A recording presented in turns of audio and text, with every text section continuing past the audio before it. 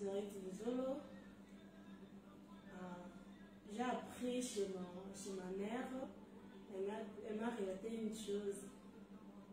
Alors déjà, je vais te présenter. Alors c'est une rencontre avec Ruth. Rappelle-moi le nom de famille. Luzolo. Luzolo qui veut dire amour. Luzolo qui veut dire amour. C'est quelle langue?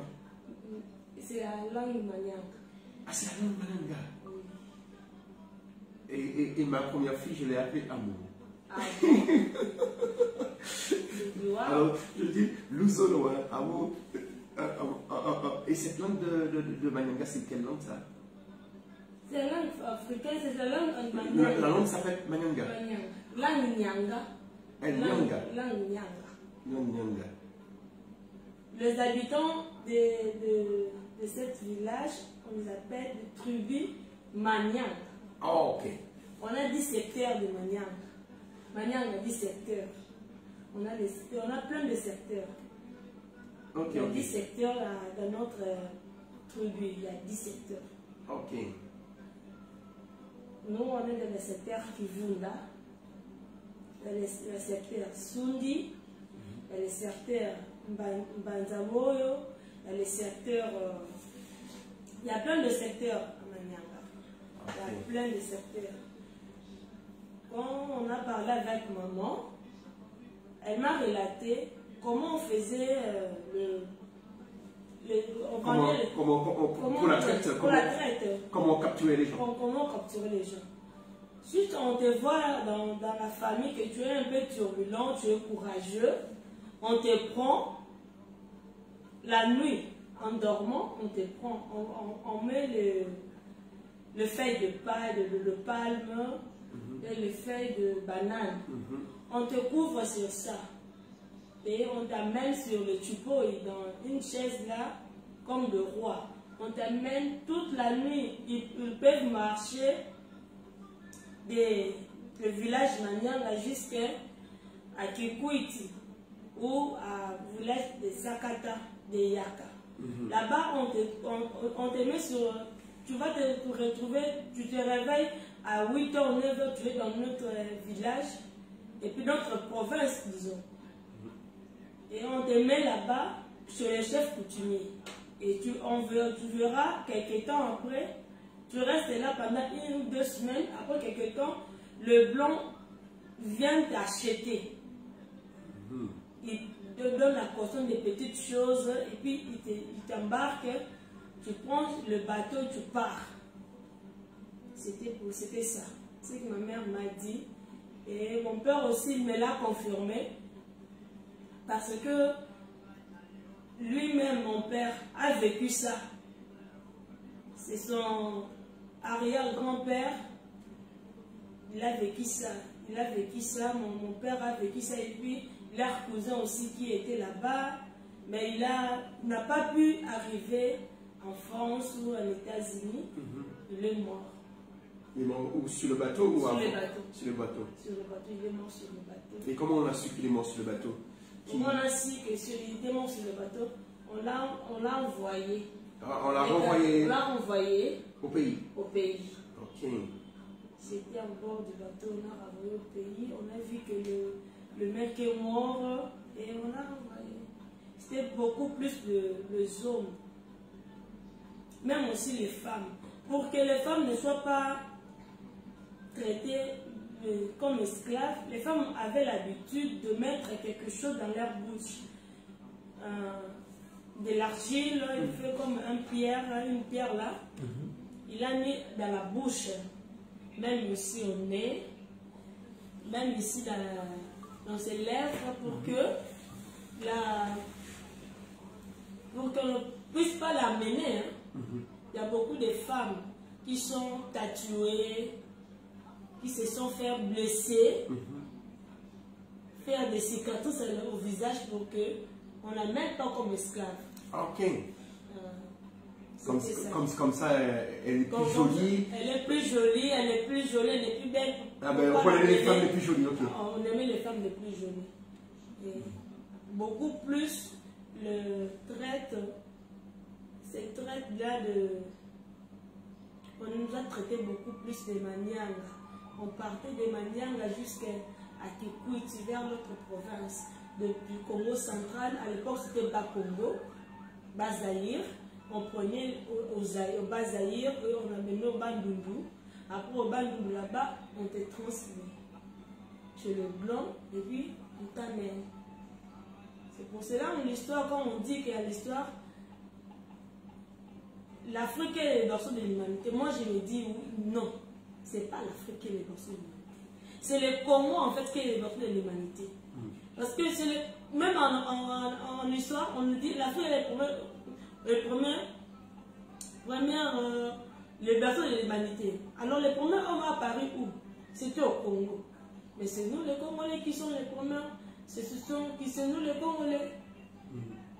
Être Congolais, je suis fière de ça parce que même si je suis partie comme esclave, j'étais partie comme esclave, mais je suis fière d'être Congolais. Fière d'être Congolais, fière de ma nation, fière de ma tribu. Parce qu'aujourd'hui, je rencontre mon cousin. Ça me fait plaisir. Ça me fait vraiment plaisir. Je rencontre mon cousin. Mais je ne m'attendais pas à ça. Mais je rencontre mon cousin. Et je suis vraiment émue et très joyeuse de le voir et de parler avec lui. Je ne m'attendais pas, je ne savais même pas comment. Mais aujourd'hui, c'est vraiment ravi. Je suis vraiment ravie. C'est vraiment du waouh. C'est du waouh. Donc c'est un peu ça. Il y a des arrière, grands-pères qui sont vendus, qui sont traités des esclaves pour un petit rien. Et puis. Et ton père, il a échappé à ça? Non, lui, non. Lui, il est né après ça. Ah, il est né après ça. Après ça. Mais c'est arrière-grand-père. Son père aussi a vu ça. Mais on l'a fait fuir quelque part. On l'a caché. Si ta mère ne veut pas que tu pars, il va te cacher quelque part. Et que tu pars. Alors tu penses que ceux qui sont partis, beaucoup de ceux qui sont partis, il y a une volonté humaine de les laisser partir, des parents de les laisser partir? Pas vraiment. Pas vraiment. Parce que le fait que tu dis que ceux qui étaient un peu turbulents... Oui, pas vraiment. Pas vraiment ceux qui étaient turbulents. Il les capturait peut-être. Il les capturait quand il passait. Il a vu que c'est en fait turbulent et courageux. Il t'enlève. Tu peux partir au marché, là-bas au fond, à la forêt pour chercher quelque chose pour te capturer. Mais il fallait avoir le... Est-ce qu'il fallait avoir l'accord du chef coutumier? C'est le chef coutumier qui donnait toujours l'accord. Le chef coutumier de cette village qui donnait l'accord. Parce que lui, il n'a rien à dire parce qu'il était déjà dominé. Il est dominé par le blanc et le blanc vient faire quelque chose. Parce qu'on était dans l'époque coloniale. On est déjà colonisé, donc tu n'as rien à dire parce que tu es faible devant lui. C'est un peu ça. Parce qu'on voit que au niveau de la réparation, en France, l'esclavage a été reconnu comme crime contre l'humanité.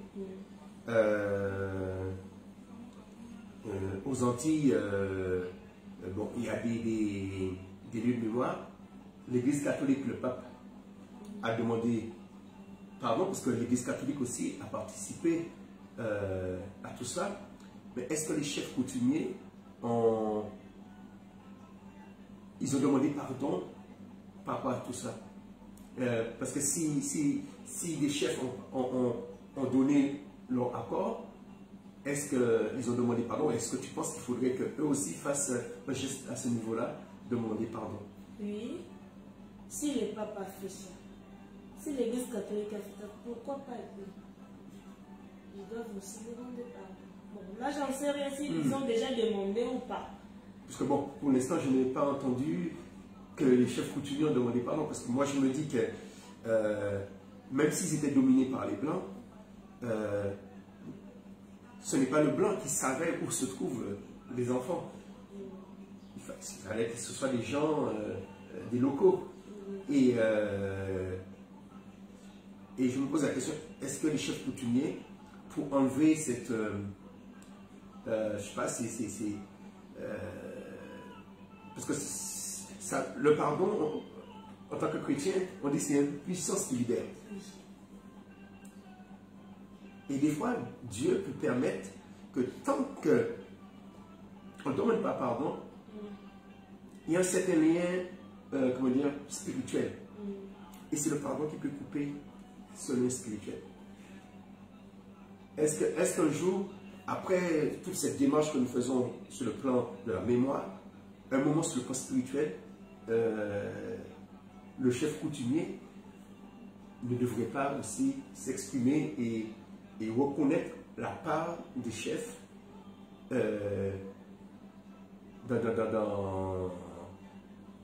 le départ, même s'ils étaient dominés. Même s'ils étaient dominés. Oui, ils peuvent reconnaître ça et demander pardon. Qu'ils soient libérés de tout ça.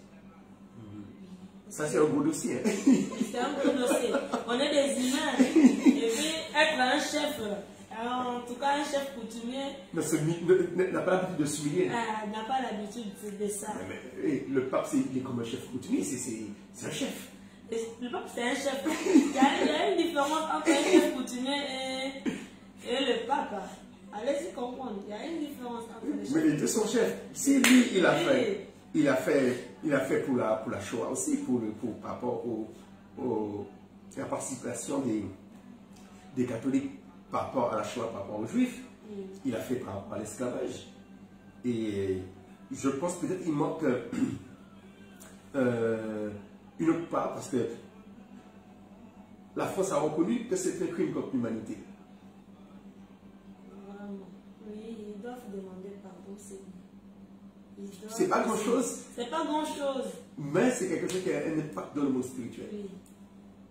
Oui, parce que le pardon libère. Il libère tout. Parce que si tu demandes pardon, tu t'exprimes, tu t'excuses. Ah, c'est tout. Oui, parce que quand tu demandes pardon, ça veut dire que tu reconnais tes fautes. Oui. Tu reconnais. Et le fait de dire que c'est la faute des Blancs, nous on n'en a rien à voir, c'est uniquement la faute des Blancs, peut-être on est en train de... On est en train de mettre des barrières pour ne pas dépasser... c'est ça le problème. Dépasser spirituellement, pour passer de l'autre côté. Oui, pour passer... oui, c'est ça le problème. Donc, on ne peut pas mettre le pardon, c'est le pardon, s'il demande pardon et nous sommes libérés. Ces barrières peuvent se couper, les ponts, voilà. On passe. On a besoin de passer à l'autre côté.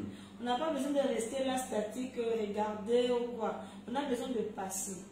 Seulement si il reconnaît, il demande pardon. Même si celui qui est en place ici, ils ne savent même pas l'histoire. Si seulement si ils demandent pardon, tout s'arrête et puis on passe. Et à part que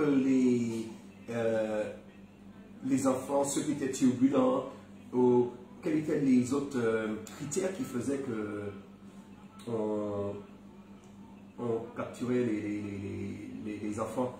Est-ce que ceux qui étaient... Est-ce qu'il y avait des prisons? Est-ce qu'on venait prendre certains qui étaient en prison? Non. Non. Ils cherchaient les enfants courageux, têtus, robustes. Des enfants qui étaient vaillants. C'est ce qu'ils cherchaient. Ils ne cherchaient pas les enfants qui étaient timides, un peu mous, non. Donc je veux dire, par exemple, s'il y avait des enfants qui étaient en prison parce qu'ils ont commis des bêtises, est-ce que ceux-là, on les connaît? Peut-être, mais là, je n'en sais pas trop. Ok. Je n'en sais pas trop. Ce qu'on m'a rencontré, c'était ça. Voilà, pour se débarrasser peut-être de certaines personnes. De certaines personnes avec un petit rien. On t'amène dans notre village, dans notre province, tu fais quelque chose là-bas, et puis là-bas, tu fais quelques jours, quelques semaines, et puis là-bas, on te prend. Tu pars. C'est ça un peu. Ce que moi je sais. Et puis, il y a des femmes aussi. S'ils voient que cette traite, ça a duré, il s'est fait le maquillage, il se coupe le visage, il se coupe la langue pour que tu ne l'amènes pas. Qu'il soit moche et tu ne l'amènes pas, tu ne le prends pas. C'était comme ça. Pour les femmes, il s'est déguisé, il se faisait des cicatrices au visage, il se faisait des choses dans le corps. Et quand les gens voient ça, ils se disent non, toi tu es moche, toi tu n'es pas belle, ils te laissent. Tu continues ta vie, tu peux te marier ici. Ça. Ça dérange pas. Et puis à l'époque, c'était la femme. N'avait pas le droit d'étudier. Oui, elle n'a pas le droit d'étudier. La femme n'avait pas le droit d'étudier. La femme, là-bas, c'était à la cuisine, au ménage, là-bas au champ, faire tout ce que tu fais. Avoir d'enfants, c'est tout. Mais pas l'école. L'école, c'était pour les hommes. C'est pas pour les femmes. Donc, on nous a appris ça. Et puis c'était choquant. C'était vraiment choquant d'avoir une femme qui est intelligente, qui brille avec l'intelligence, mais ça reste à la maison pour rien faire. Elle ne savent même pas écrire, même pas parler français, même pas lire. C'était vraiment un désastre pour les femmes à l'époque. Et dans l'époque de notre maman, de nos mères, se sont mariés à 14 ans, mineurs. Ils se sont mariés mineurs, 16 ans, 14 ans, 13 ans, ils s'est mariés déjà. Mineur, il est entré dans mineur, ouais. Mineur. Il s'est marié à 13 ans, 14 ans, mineur. Et puis, il a commencé à avoir des enfants jusqu'à avoir 10, 9, ça dépend de toi. Tu es mineur encore. Tout petite, tu viens à l'école, tu veux pas de... Donc, directement, tu viens de la maison, tu peux étudier jusqu'à 3e, 4e pour savoir même écrire. Si tu avances un peu jusqu'à 6e primaire, après tu te maries. Et physiquement, les Manyangas, ils sont comment? Ils sont comme toi, le visage rond, comment ils sont? On est pareil. Au niveau du visage, est-ce que vous êtes à peu près...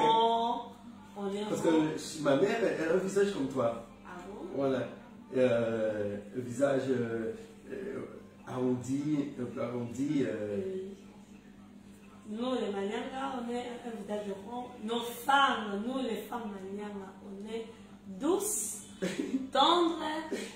On est vraiment des femmes qui se respectent. Et on n'aime pas de bêtises, sauf ça.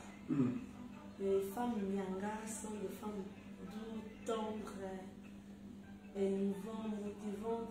Donc, quand tu es avec une femme Nyanga, tu te maries avec une femme Nyanga, tu es à l'aise. C'est ce qu'on appelle, comme on parle dans notre langue, luzitu, respect. Respect, luzitu. On est des femmes de luzitu. Les femmes de respect. On respecte les hommes, on respecte tout le monde. Et on a un caractère différent de celle des autres tribus, quoi. Ok. On est, dans notre tribu, on est vraiment... Quand on te dit, tu es mon Nyanga, vraiment c'est bon. Tu as des critères. Ah bon? Tu as des critères.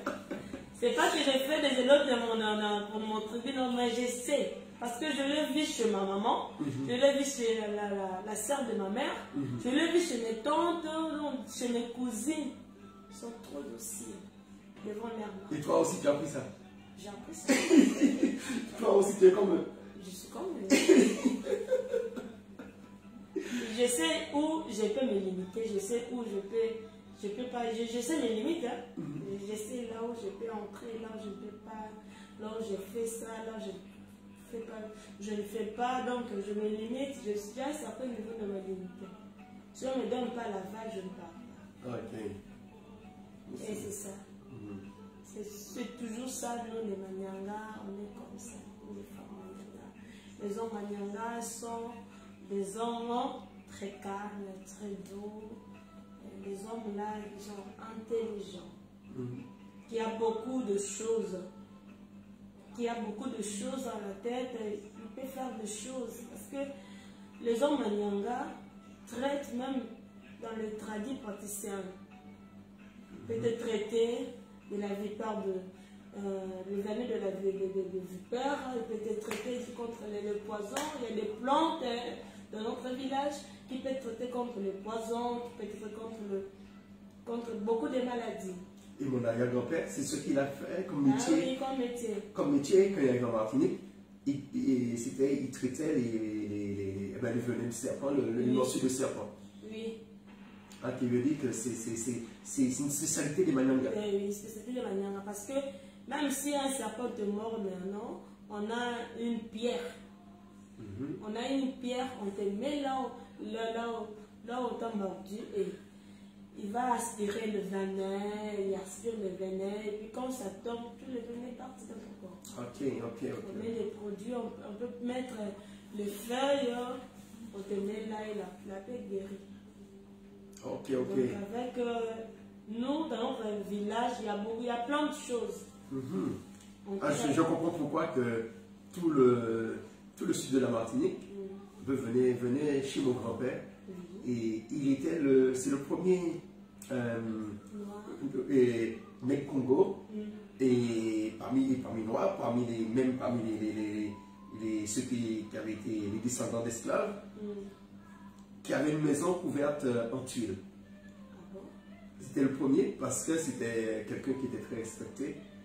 Et il habitait sur la montagne de Vauclin, je crois, le quartier esclavage. Et puis les gens sortaient de partout. Parce que c'est comme c'est un point qui a beaucoup de serpents. Et les gens sortaient de partout pour se faire soigner. Et qui veut dire que c'est. Et aujourd'hui, qu'est-ce qu'il reste au niveau pharmaceutique? Est-ce que ça continue dans cette région? Oui, ça continue. Parce qu'on a un professeur, Lutondele, qui a fait son usine là-bas, en Anyanga. Paix à son âme, parce qu'il a fait le médicament traditionnel, mais il a modernisé ça, du poison, des amibes, ténias, hein, tu vois. Il a fait de la malaria, pour la malaria, la maladiare. Donc, il a fait beaucoup de choses. Il a fait beaucoup de choses. Son usine est là-bas à Manyanga. Il y a des dépôts pharmaceutiques ici. Et pour le poison, on a donné le nom Méamicine.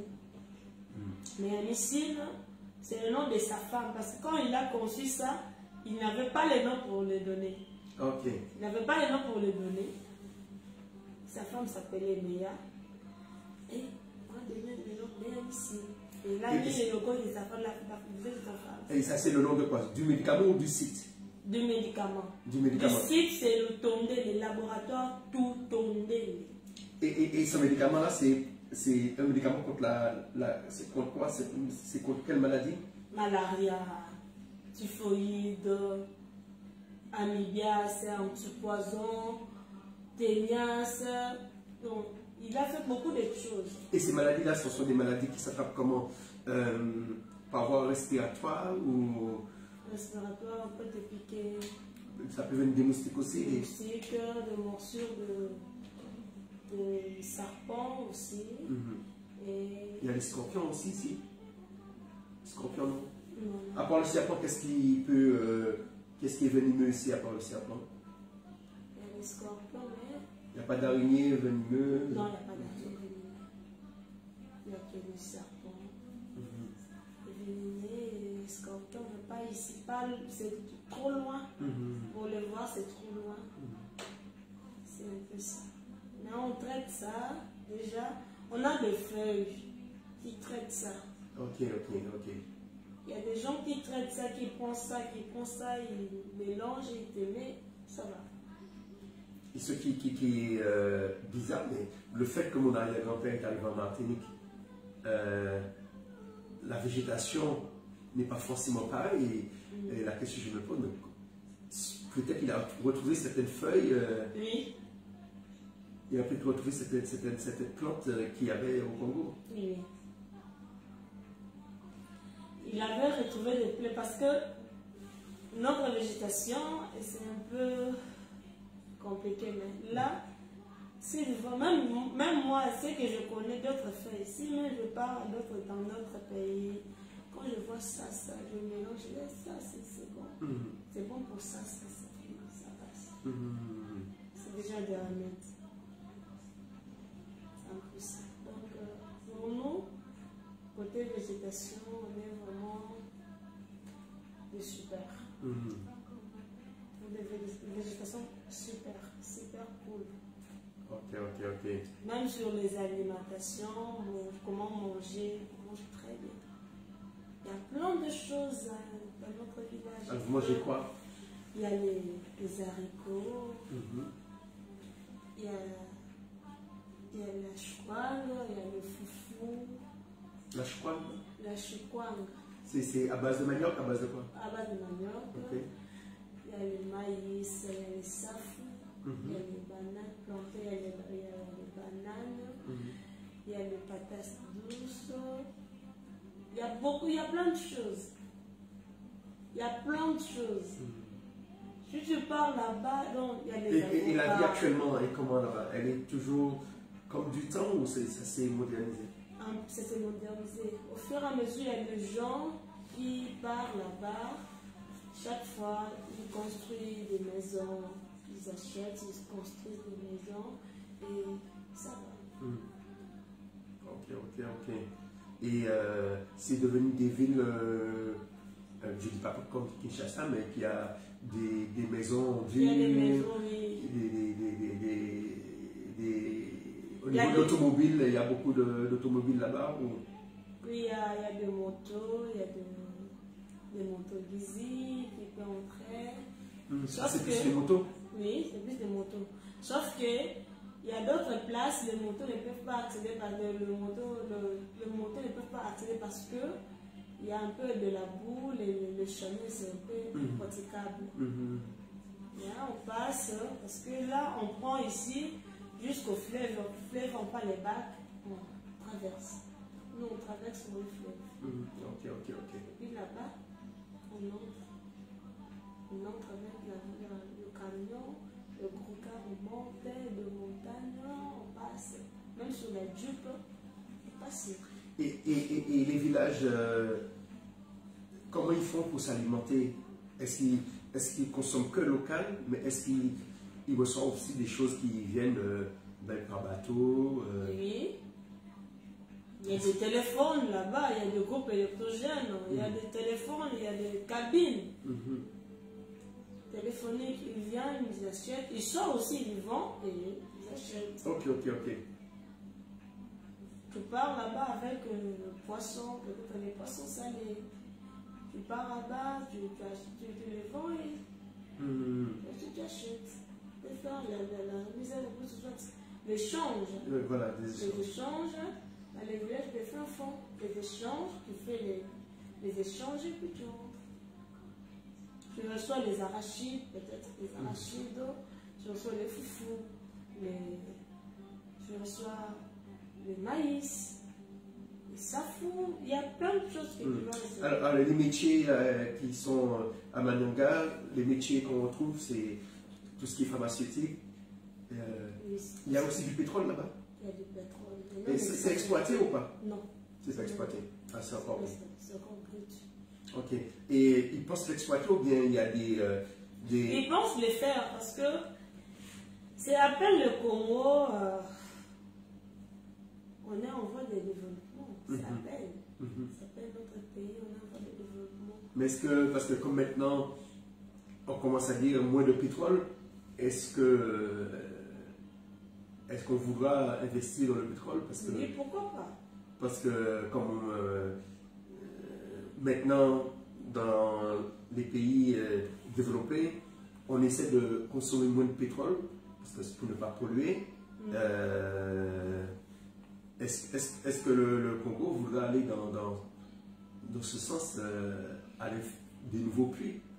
Oui. Parce que chez nous en France, maintenant, bon, même si il n'y a pas beaucoup, mais maintenant, il n'y a plus de fouilles pour des nouveaux puits par rapport au respect de l'environnement. Ouais. Alors, est-ce que le Congo, je me pose la question, est-ce qu'ils vont vouloir aller dans ce sens-là? Pourquoi pas? C'est une très bonne idée, ils peuvent le faire. Pourquoi pas? Si c'est pour le développement de notre pays, on va le faire. On va le faire à tout prix. On va le faire. On ne peut pas seulement investir dans d'autres choses alors pour nous-mêmes. On a beaucoup de choses dans notre Congo ici. On a beaucoup de choses que nous-mêmes, on ne bénéficie même pas de ça. On doit bénéficier de ça. Vous avez pris compte, qu'est-ce qu'il y a comme matière première encore au Congo? Au niveau des pierres minéraux, tout ce qui est diamant, or, il y en a ici? Il y en a, oui. Sur 54 minéraux que Dieu a créés, on a 53 minéraux. On est un pays béni, une terre bénie. On a de l'argile, on a le coton, le cobalt, ici. Et comment peux-tu expliquer que le pays soit en voie de développement, malgré toute cette richesse? On était sous-développé. C'est à peine qu'on est en voie de développement. Parce que lorsque j'écoute, je ne sais pas quel intervenant, il expliquait que, comme si la façon que les Belges ont quitté le pays, comme si le Congo n'a pas progressé depuis que les Belges sont partis. On n'a pas progressé. On n'a pas progressé. Et c'est dû à quoi ça? Le Congolais, pour le moment, excusez-moi parce que je suis Congolais, on est un peu naïf. On avait toujours peur. Tu vois, l'époque coloniale, avec la dictature, ça nous a rendu frigides. Maintenant, c'est à peine on a droit de parler. On a droit de faire quelque chose. À l'époque, on n'avait pas le droit de parler, de faire quelque chose. Tout s'est passé. Bien passé, on passe. Tu vois ça, mais tu n'as pas le droit de parler. Si tu parles, c'est très mauvais pour toi. C'est un délit. Et maintenant, on a tous la liberté de parler. Liberté d'expression. On est démocratisé. On peut parler, on peut crier, on peut faire des marches. Mais à l'époque, on n'avait pas de marche. On n'avait pas la démocratie. Il n'y avait pas. À l'époque de Mobutu.